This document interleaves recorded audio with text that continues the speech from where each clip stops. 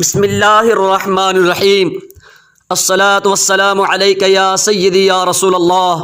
وعلی آلک واصحابک سیدی یا رحمۃ للعالمین۔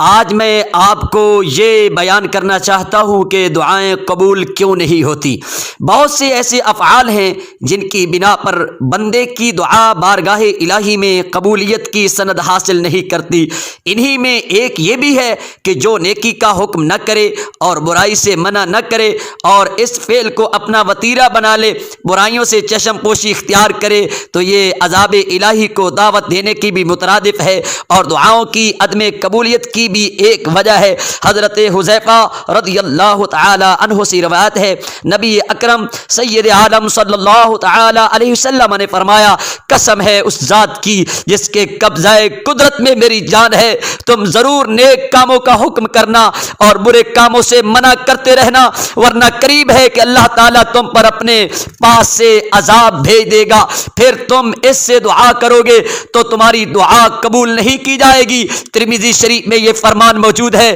آقا کریم صلی اللہ علیہ وسلم کے غلاموں، حضور کی امت کو جو ترہ امتیاز ملا ہے، جو تمام امم سے امت مصطفیٰ کو بہتر کہا گیا، اس کی بھی وجہ یہ ہے کہ یہ امر بالمعروف و نہی عن المنکر کا کام کرتے ہیں۔ بھائیو، حضور کا یہ فرمان ہے، آقا نے فرمایا جو نیکی کا حکم نہ کرے اور برائی سے منع نہ کرے فلیس منا، اس کا ہم سے کوئی تعلق نہیں ہے۔ نیکی کا حکم کرو، برائی سے منع کرو، ارے تم جو بھی دعا مانگو گے، رات کو مانگو گے وہ بھی قبول ہو جائے گی، دن کو مانگو گے تو اللہ کے دربار میں وہ بھی شرف قبولیت پا لے گی۔